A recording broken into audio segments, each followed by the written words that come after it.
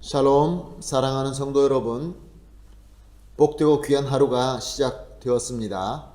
오늘도 주님 앞에 예배 드리면서 하루를 시작하도록 하겠습니다. 함께 기도합니다. 하나님 아버지 감사합니다. 좋은 밤 주시고 또 좋은 아침 주셔서 주님과 만나고 예배할 수 있게 하여 주시니 감사합니다. 오늘도 하나님 주님 뜻대로 살기를 간절히 소원합니다. 하나님 우리에게 능력을 주시고 믿음을 주시고 지혜를 주시어서 하나님께서 원하시는 길로 잘 나갈 뿐만 아니라 맡겨주신 사명도 잘 감당할 수 있는 그러한 귀한 하루가 되게 하여 주시옵소서. 감사하며 예수님의 이름으로 기도합니다. 아멘. 찬송가 301장입니다. 지금까지 지내온 것 주의 크신 은혜라 301장 찬송합니다.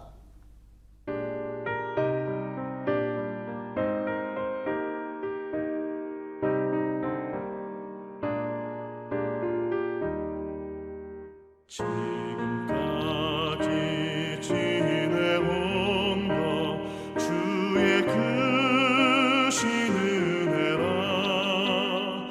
한이 없는 주의 사랑 어찌 이루 말하랴 찬악해라 주의 손이 항상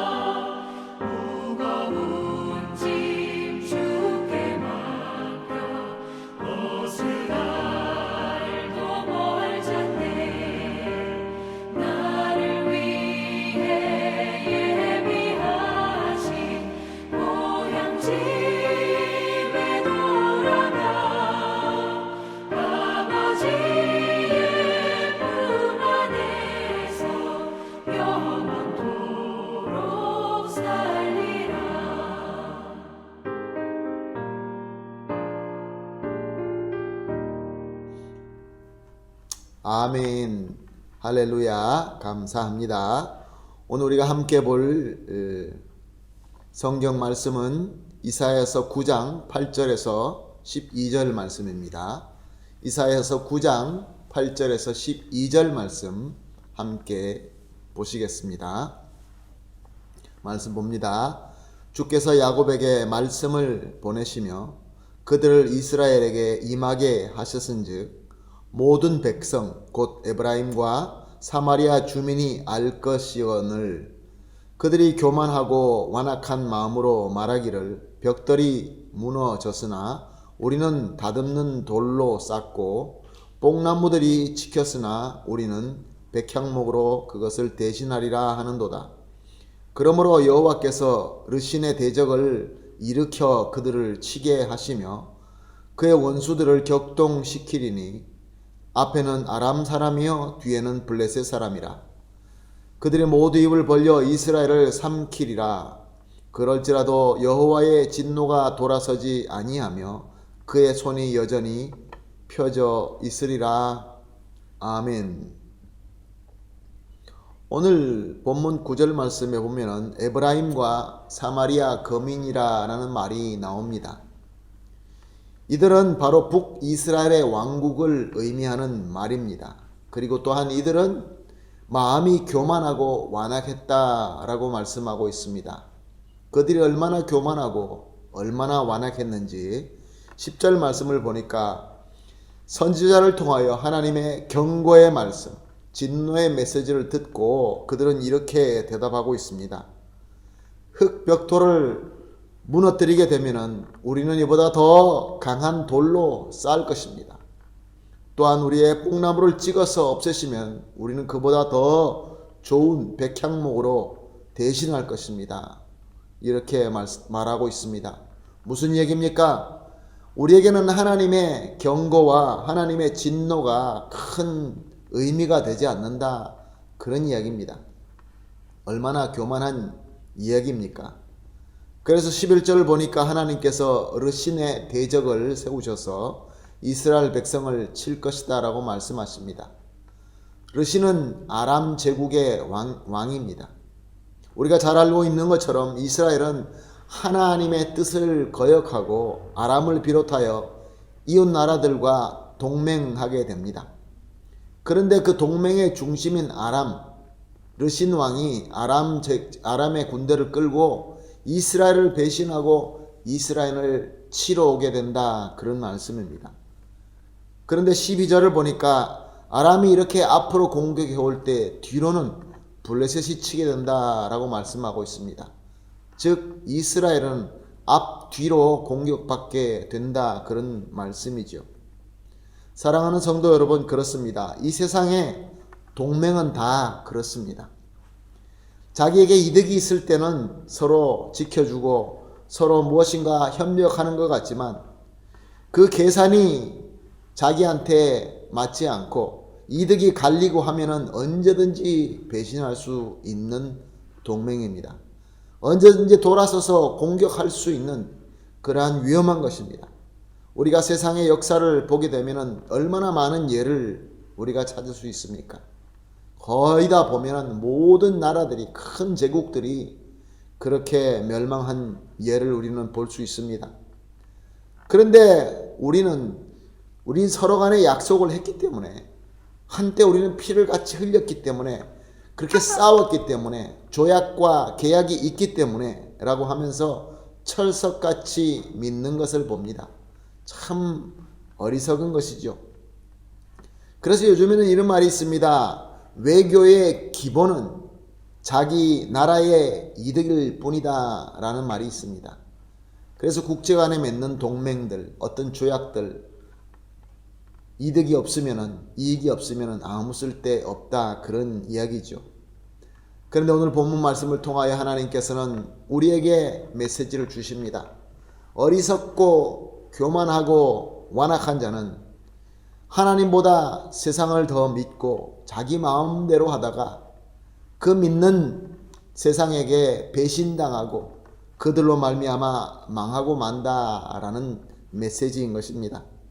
사랑하는 성도 여러분, 하나님께서 이렇게 진노의 메시지를 줄 때 우리는 어떻게 해야 되는 것입니까? 하나님의 지팡이와 막대기가 다가와서 우리의 흙벽돌과 우리의 뽕나무를 찍으실 때는 백성들은 어떻게 하는 것이 맞는 것입니까? 조금 더 쉬운 예를 든다고 한다면 의사 선생님에게 진단받으러 갔는데 그 선생님이 당신은 조심해야 됩니다 라고 경고하면서 약을 먹고 생활의 패턴을 바꾸고 심지어는 수술해야 된다 라고 이렇게 얘기할 때 병자는 어떻게 응답을 해야 되는 것입니까? 올바른 반응은 예, 맞습니다. 제 상태가 심각하군요. 그러면 수술 받아야 되면 받겠습니다. 약을 먹어야 되면 먹겠습니다. 그리고 내 삶의 패턴도 선생님께서 조언해 주시는 대로 바꾸겠습니다. 고치겠습니다. 이런 것이 올바른 반응이 아니겠습니까? 즉 한마디로 회개하는 것이죠. 그러나 이렇게 반응하는 사람들이 있습니다. 내 몸입니다. 내가 더 잘합니다. 내가 알아서 할 겁니다. 내 마음대로 내가 살고 먹는 것도 내 마음대로 먹고 내 마음대로 살 것입니다. 이렇게 반응하는 사람이 있습니다. 결과는 뻔한 것이죠. 이렇게 마찬가지로 하나님께서 우리에게 경고의 메시지를 주시는데도 불구하고 회개는 고사하고 그저 자기 지혜만 믿고 더 사치하고 더 타락하고 더 어리석게 사는 그런 예가 너무나 많이 있는 것이죠. 사랑하는 성도 여러분, 여기에 대한 결과는 더 자세하게 설명 안 드려도 우리는 다 알고 있는 결과입니다. 하나님께서 오늘 이 본문 말씀을 통하여 우리에게도 특별한 메시지를 주고 계십니다.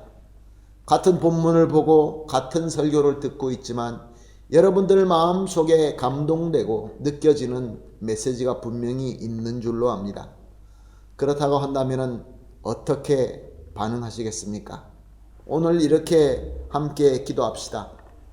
첫 번째로 우리 합심해서 하나님의 말씀을 올바로 인지하고 순종할 수 있도록 영적으로 깨어있게 하여 주시옵소서.